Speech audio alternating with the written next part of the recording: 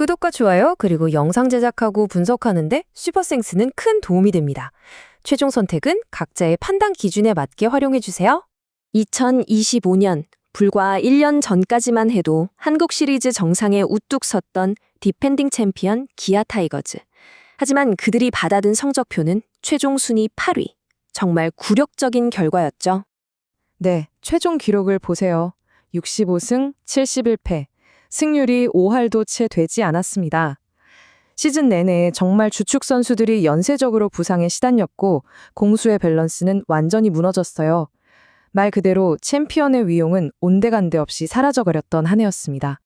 자, 그래서 오늘은요, 이 팀이 어떻게 이 위기를 극복했는지 그 파격적인 리툴링 과정을 깊숙이 들여다보려고 합니다.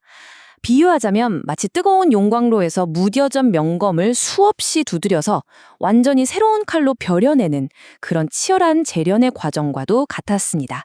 모든 변화의 시작, 스토브리그는요, 팀의 핵심이었던 베테랑 선수들이 떠나면서 시작됐습니다. 이건 구단에게 어쩔 수 없는 전략적 전환을 강요하는 신호탄이었죠. 그 첫 번째 충격은 부동의 주전 유격수이자 공격의 천병이었던 박찬호 선수의 이탈이었습니다. 무려 4년 80억 원이라는 정말 엄청난 계약으로 두산 베어스로 이적했죠. 이게 그냥 유격수 한 자리에 빈 게 아니고요. 내야의 중심과 공격의 시작점인 리드오프, 이 두 가지 핵심적인 구멍이 동시에 뻥 뚫려버린 겁니다. 그리고 여기에 베테랑 클러치 히터 최형우 선수마저 친정팀 삼성 라이온즈로 돌아갔습니다. 계약 규모는 2년 26억 원이었죠.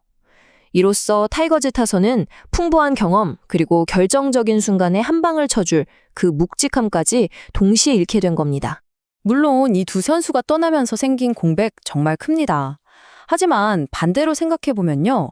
그동안 꽉 막혀있던 야수진의 혀를 뚫어주는 일종의 강제적인 세대 교체의 시작이기도 했어요. 새로운 전술적인 유연성을 확보할 기회가 열린 거죠.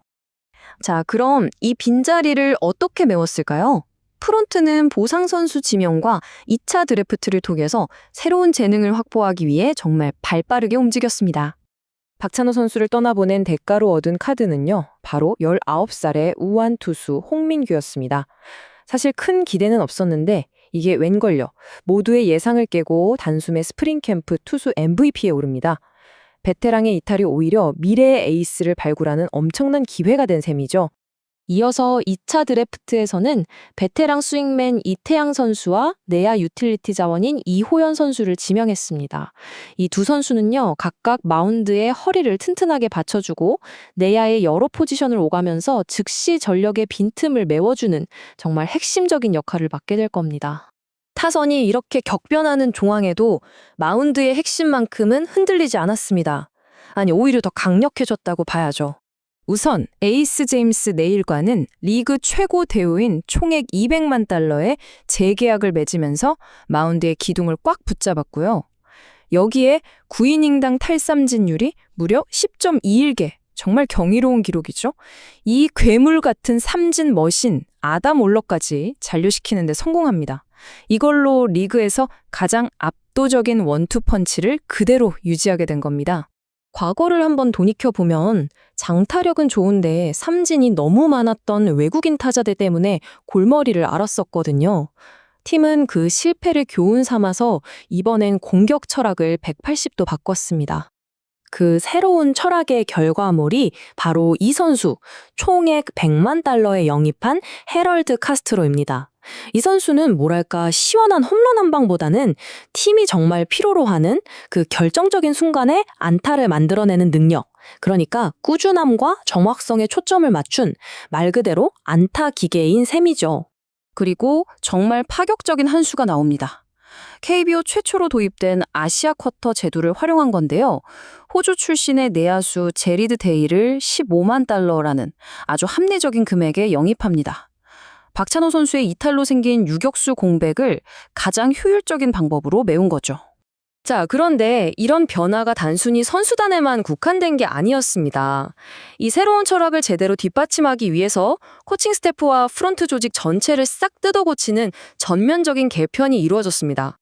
이 변화의 핵심은 역시 새로운 감독 체제 아래 전문성을 강화한 코칭 스태프에 있어요. 수석 코치부터 투수, 주루, 수비 코치까지 각 분야의 전문가들이 딱 자리를 잡았죠. 특히 눈에 띄는 건 최근에 은퇴한 박준표 선수가 프런트의 데이터 분석원으로 합류했다는 점입니다. 이건 굉장히 상징적이에요. 현장의 경험과 데이터를 직접 연결하겠다는 구단의 강력한 의지를 보여주는 거죠. 그리고 이런 시스템 개편의 효과는 젊은 선수들의 폭발적인 성장으로 증명되고 있습니다. 군무무를 마치고 돌아온 김민재, 최상위 지명을 받은 김현수, 또 스프링 캠프에서 두각을 나타낸 한준수 같은 선수들. 이런 젊은 피들이 새로운 시스템 안에서 잠재력을 터뜨릴 준비를 완전히 마쳤습니다. 자, 그럼 이 모든 조각들이 과연 어떻게 하나의 그림으로 완성될까요? 2026 시즌 예상 선발 라인업을 보면서 한번 확인해 보시죠. 이게 바로 새롭게 태어난 2026년의 타선입니다. 1번 타자 제리드 데일이 빠른 발로 물꼬를 틀고 윤도현과 김도영이 그 뒤를 받칩니다. 중심에는 여전히 나성범이 굳건히 버티고 있고요. 5번 타순의 헤럴드 카스트로가 해결사 역할을 맡습니다. 하위 타선도 만만치 않죠. 김선빈, 김호룡 등이 포진해서 정말 쉬어갈 틈이 없어요. 단순히 한 방에 의존하는 게 아니라 끈질기게 출루하고 계속해서 점수를 만들어내는 그런 지속적인 공격 생산 능력에 초점을 맞춘 라인업입니다. 어떤 분들은 아직 리빌딩 중인 팀 아니냐 이렇게 평가할지도 모릅니다. 하지만 이 라인업의 짜임새, 그리고 보강된 불펜, 공수 밸런스를 딱 잡아주는 외국인 듀오의 존재. 이건 단순한 리빌딩을 넘어서 당장 우승에 도전할 수 있는 전력이라는 걸 명확히 보여주고 있습니다. 정말 뼈를 깎는 체질 개선을 마친 2026년의 호랑이 군단. 이제 다시 한번 가을 야구의 가장 높은 곳을 향해서 포효할 모든 준비를 마쳤습니다.